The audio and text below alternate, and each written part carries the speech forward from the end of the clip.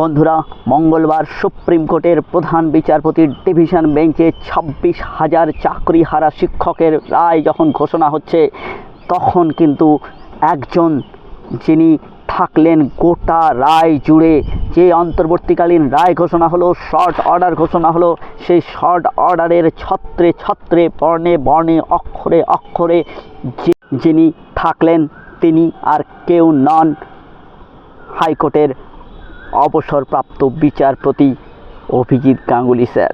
শ্রী অভিজিৎ গাঙ্গুলি স্যারের পর্যবেক্ষণ কিন্তু সুপ্রিম কোর্টের প্রধান বিচারপতির গলায় কিন্তু বারবার ঝরে পড়ল। আপনাদের মনে আছে কিনা জানি না, সুপ্রিম কোর্টের প্রধান বিচারপতি কিন্তু একদিন এই অভিজিৎ গাঙ্গুলি স্যারকে সমস্ত মামলা শোনা থেকে তিনি স্থগিত করেছিলেন, অর্থাৎ তিনি সমস্ত মামলা শোনার অধিকার থেকে সরিয়ে দিয়েছিলেন। তার কারণ ছিল, অভিজিৎ গাঙ্গুলি স্যার এক টিভি চ্যানেলে সাক্ষাৎকার দিয়েছিলেন। সেই দিন অভিজিৎ গাঙ্গুলি স্যারের গলায় কিন্তু আক্ষেপ ঝরে পড়েছিল যে লঘু পাপে গুরুদণ্ড হলো। সেই ঘটনা যেন আবার পুনরায় চক্রাকারে আবর্তিত হয়ে সেই একই ঘটনা কিন্তু ঘটল। মঙ্গলবার সুপ্রিম কোর্টের প্রধান বিচারপতি যখন রায় ঘোষণা করছেন, তিনি কার কথাগুলো বললেন?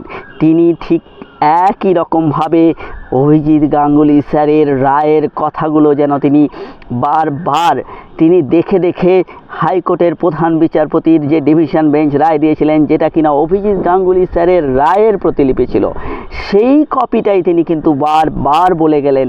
এবং সেই দিনই যেন সেই পুরো ঘটনাটার চক্রাকার পরিসমাপ্তি ঘটল।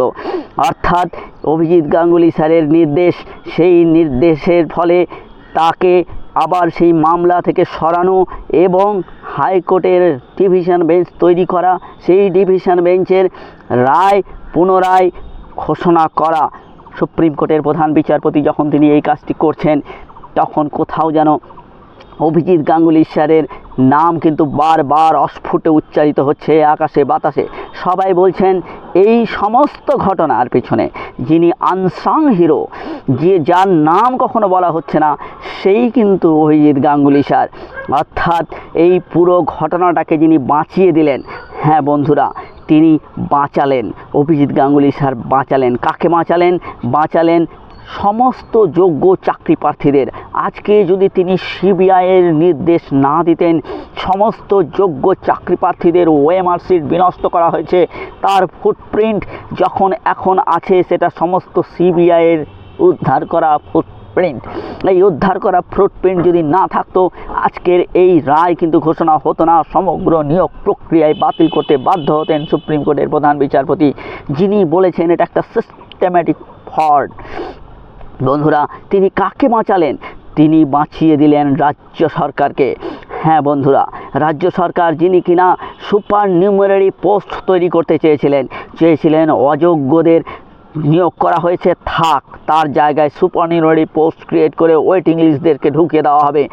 বন্ধুরা, তিনি যদি সেই সময় বাধা না দিতেন, তারা কিন্তু এই কাণ্ডটা ঘটিয়ে ফেলতেন।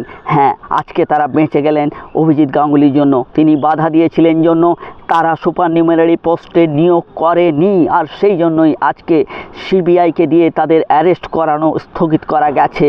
সুপ্রিম কোর্টের প্রধান বিচারপতি সেই বলেই কিন্তু আজকে তাদেরকে বাঁচিয়ে দিলেন।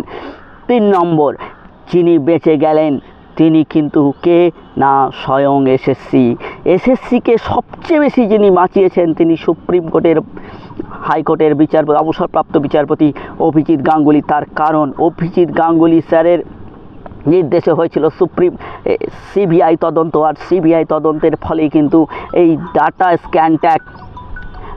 স্ক্যানট্যাক এবং আপনাদের যে নাইসার মতো সংস্থার নাম উঠে আসে, তাদের কাছ থেকে হার্ড ডিস্ক পাওয়া যায়। সেই হার্ড ডিস্কের তথ্য কিন্তু আমরা এখন যা চোখের সামনে দেখতে পাচ্ছি, এসএসসির কাছে কোনো তথ্য ছিল না।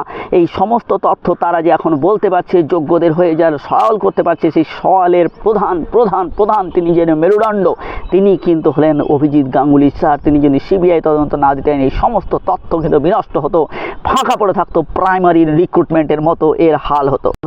তাই আজকে যেন সমস্ত ঘটনাটার পুনর্চক্র সম্পন্ন হলো, ঘটনাচক্র যেন সম্পূর্ণ হলো। যা শুরু হয়েছিল অভিজিৎ গাঙ্গুলিকে এই এই রায় থেকে সরানো দিয়ে শুরু করে আবার তারই রায় বহাল রাখা পর্যন্ত এই ঘটনা যেন পুনরায় নিজের পুনরাবৃত্তি করে, ইতিহাস যেন নিজেকে পুনরাবৃত্ত করে।